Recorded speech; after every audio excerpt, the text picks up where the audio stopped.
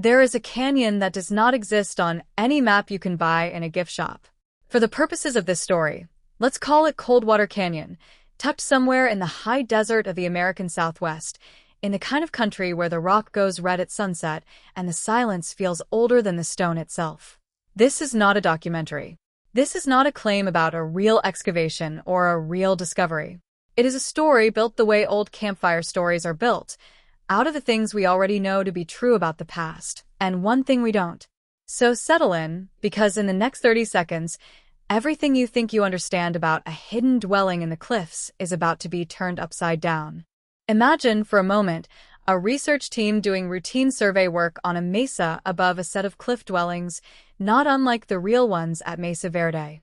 They aren't looking for anything unusual. They're checking rock stability, mapping old timbers, making sure tourists remain safe on ancient ledges. Ground-penetrating radar sends its pulses into the earth and listens for the echoes bouncing back. Solid stone gives one kind of signal. A void gives another. And on one ordinary Tuesday afternoon, the void the instruments found was not supposed to be there. In our story, the ancestral people who built the cliff dwellings believed, at the center of their spiritual life, in a place beneath the world, an underworld from which their ancestors first emerged. In the real history of the Southwest, this belief is expressed through the kiva, the round ceremonial chamber, and the sipapu, the small pit in its floor that symbolizes that place of emergence. For 100 years, scholars have treated the sipapu as sacred symbolism, not literal architecture. In our imagined tale, that assumption becomes the hinge on which everything turns. The technicians who found the anomaly did what careful people always do. They doubted it. They reran the scan.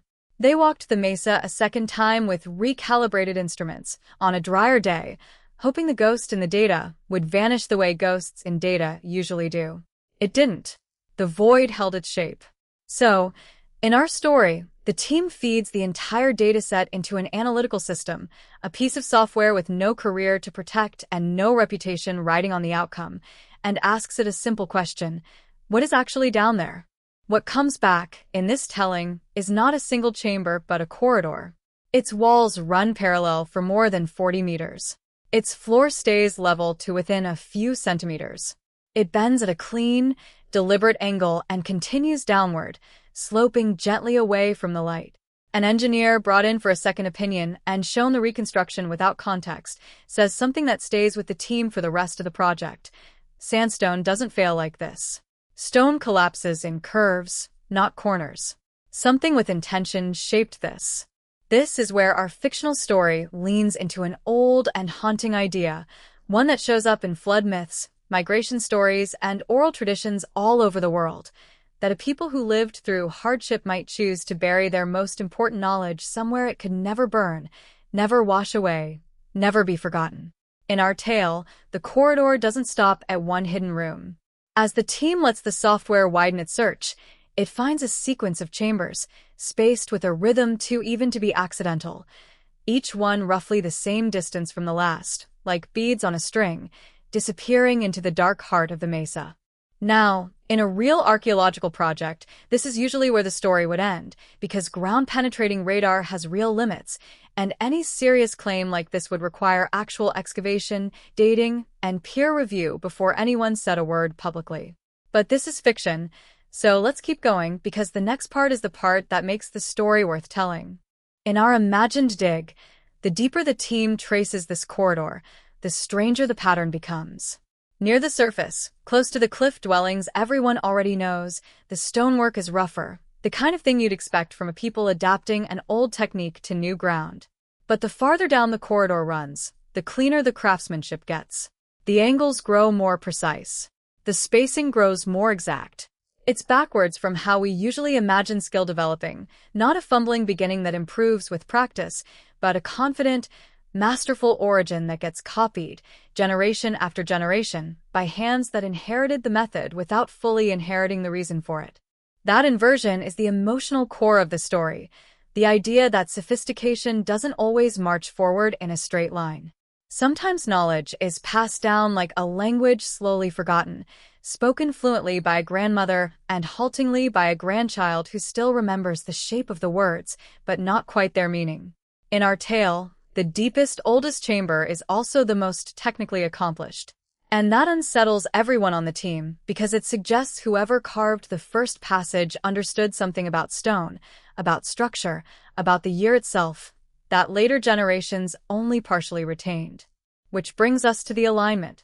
In this fictional dig, when the team overlays their reconstructed corridor onto a map of the surface world, they notice the whole buried line points toward one specific spot on the horizon, the place where the sun sets on the winter solstice, the shortest day of the year, the moment the light is at its weakest before it begins, slowly, to return. On the surface, we know for a fact that many ancestral Puebloan structures really do track solstice light. This part borrows directly from real archaeology. Certain windows, certain towers, certain kiva openings really do catch a particular beam of sunlight on a particular day, a practical calendar carved into architecture, marking planting seasons and ceremonies with a precision no written record could match. But our story's corridor runs underground, in total darkness, where no one standing inside it could ever see the sun at all. So why point a buried passage at a horizon nobody down there would ever witness?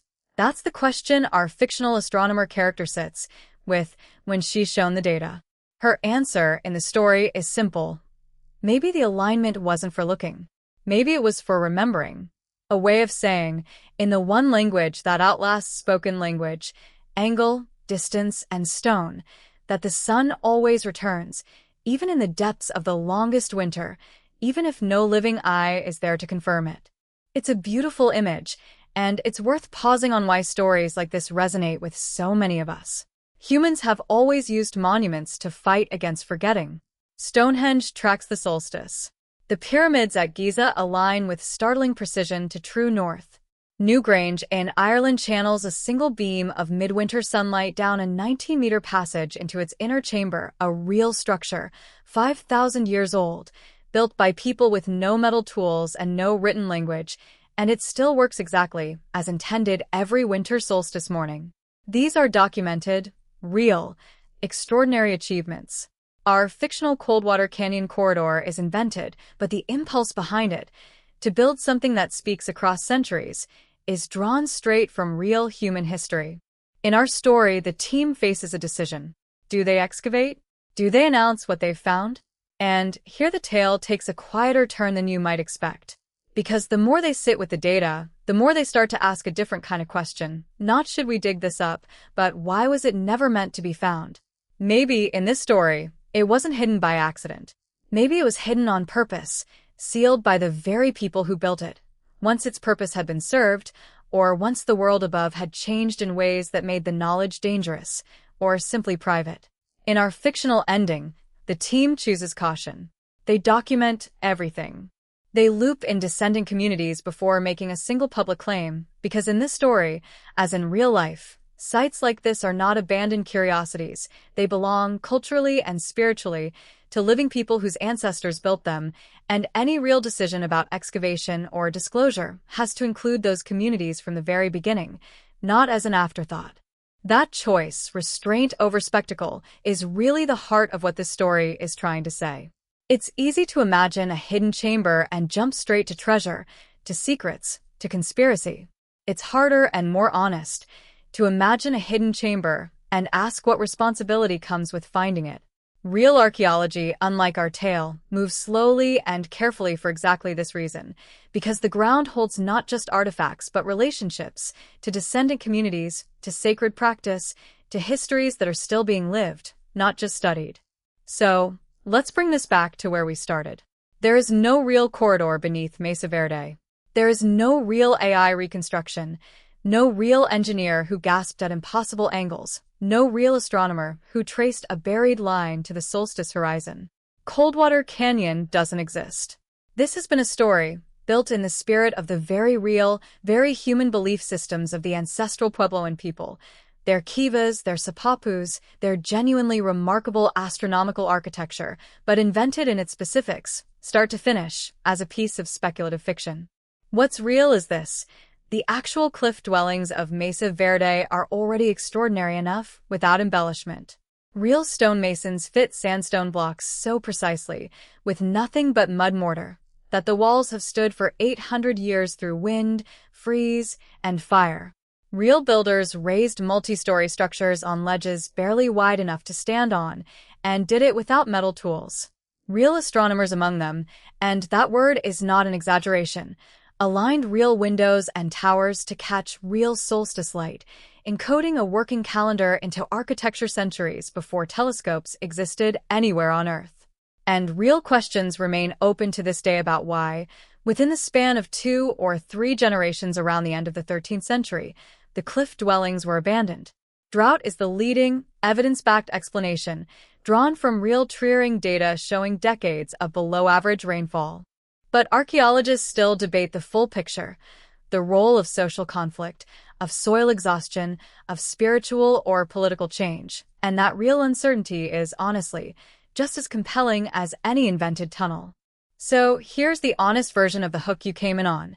The true mystery of Mesa Verde was never buried in a fictional corridor. It's sitting in plain sight in the kivas and sapapus we can actually visit, in the tree rings that actually recorded the drought, in the descendants of the ancestral Puebloans who are still here, still practicing traditions that connect directly back to these canyons. That's a story that doesn't need an invented AI and a fabricated hidden chamber to be worth telling. It just needs someone willing to tell it honestly. If a story like this, grounded in what's real, honest about what's imagined, is the kind of thing you want more of, let me know in the comments what site or mystery you'd like told next, and whether you'd rather have it as clearly labeled fiction like this one, or as a fact-based deep dive into the real archaeology. Either way, I'll go looking with you.